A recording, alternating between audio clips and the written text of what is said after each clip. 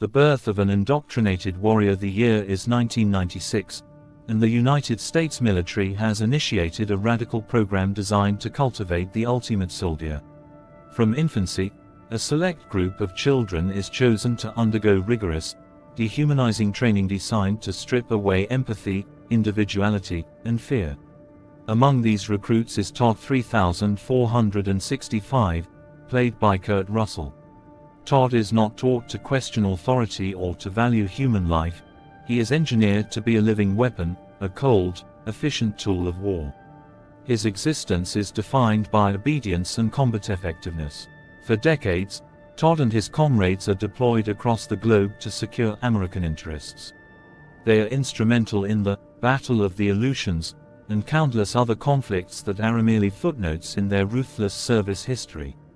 As they age, they become nothing more than obsolete machinery in the eyes of their superiors. The film establishes that the primary purpose of these soldiers is to serve until they are broken, discarded, or replaced. The rise of the next generation. By 2035, the military's approach to warfare has shifted toward genetic engineering.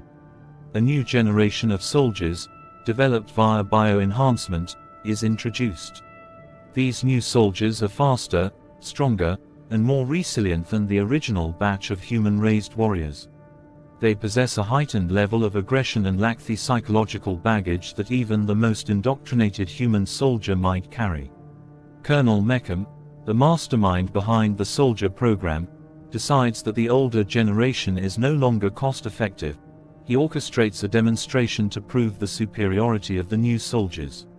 Todd, representing the old guard, is forced into a duel against Kane 607, a genetically modified powerhouse. The fight is brutal and one-sided. Kane is superior in every measurable metric. Cast aside in the confrontation, Todd is thoroughly defeated by Kane and left for dead. He is presumed killed and his body is discarded alongside the refuse of the military installation. Tossed onto a waste disposal transport ship, Todd is unceremoniously dumped on Arcadia 234, a remote planetoid used as a planetary junkyard. For a man who has known nothing but order, drill, and combat, finding himself alone in a garbage dump is a profound disruption of his reality. He is damaged, alone, and for the first time in his life, entirely unobserved by a commanding officer. The psychological toll of his lifelong conditioning begins to manifest as he drifts through the surreal landscape of this industrial wasteland. He is a relic of a discarded era, a machine whose purpose has been revoked by those who built him. A new environment, the junkyard community. While wandering the desolate landscape of Arcadia, Todd discovers a small, secluded colony of survivors who crashed on the planet years earlier. They have established a fragile existence, scavenging parts from the planet's vast collection of abandoned machinery to survive. Among these people are Mace, the community's de facto leader, and his wife, Sandra. Initially, the colonists are terrified of the strange, silent man who appears out of the wasteland. They are peaceful people, valuing their autonomy and the community they have built in isolation. Todd's presence is a threat. He is a man of violence in a place that has worked hard to foster peace. Yet, they see that he is injured and in need of shelter. They take him in, despite the unease his stoic, intimidating demeanor causes. Learning to be human. This segment of the film explores Todd's arduous process of assimilation into a society that don't follow military protocol. He has no conversational skills, no social understanding, and no concept of how to interact with civilians.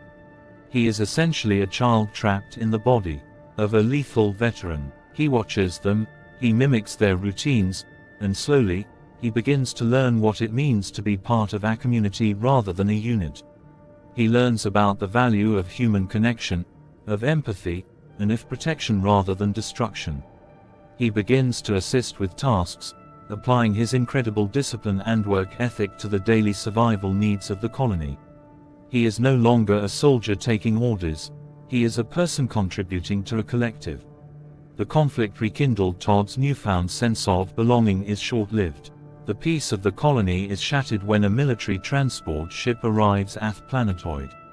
It is a training exercise for the new, genetically enhanced soldiers, who are using Arcadia 234 as a live fire practice range. The colonists realize with horror that their new home is about to be systematically destroyed by the very military machine that created Todd. The new soldiers, led by Theruflus Kane 607, arrive with orders to clear the nuisance from the site. They are prepared to eliminate everyone, as they are trained to treat all unapproved human presence as hostile combatants. Todd watches from the shadows, his old conditioning warring with his new identity. He sees the people he has come to care for standing in the way of a superior, heartless force. The protector. Todd realizes that he cannot hide. The man who was once a weapon used by the military now decides to become a weapon against them. He understands the tactics, the weaknesses, and the mindset of the soldiers currently landing on the planet, as they are merely the evolved version of what he used to be. He begins to dismantle the new squad from within, using the knowledge of the terrain, the junkyard, and his own tactical expertise. He turns the environment into a trap. He is no longer fighting for a flag or a country, he is fighting for the people who welcomed him. It is a transition from a mindless tool of war to a guardian, a pivotal moment of redemption for his character. The final stand. The climax of the film is a brutal, high-stakes battle between Todd and the elite genetically modified soldiers. He utilizes primitive tools, salvaged scrap, and sheer grit to outmaneuver the technologically superior force. The battle is a testament to his experience. Where the new soldiers rely on their modifications, Todd relies on his adaptability and survival instinct. Todd eventually faces his nemesis, Kane, once again. This time, however, the stakes are not about military standing or personal pride, they're about the survival of the innocent. In a harrowing final showdown, Todd proves that his humanity and his will to protect those he loves make him more formidable than any bio-engineered upgrade. He ultimately defeats Kane, effectively ending the threat to the colony.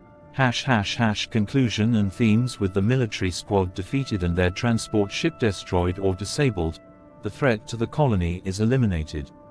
Todd has successfully saved the community, but he does not seek accolades.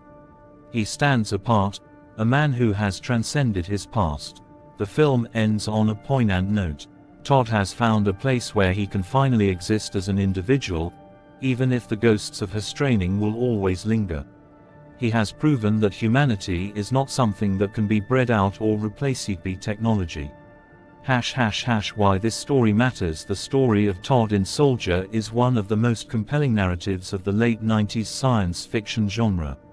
It asks difficult questions. What happens to soldiers when they are no longer needed? Is humanity something innate, or is it something that must be nurtured? By contrasting the rigid, hollow existence of the genetically engineered soldiers with the warmth and struggle of the colonists, the film provides a strong argument for the inherent value of the human spirit. Todd's journey from a dehumanized, unquestioning soldier to a man who chooses to love and protect is a powerful arc. He starts the film as a product, and he ends it as a person. The film is a reminder that eventos who are forged in the fires of war can find redemption in peace. Don't forget to like and subscribe to the channel for more detailed movie breakdowns.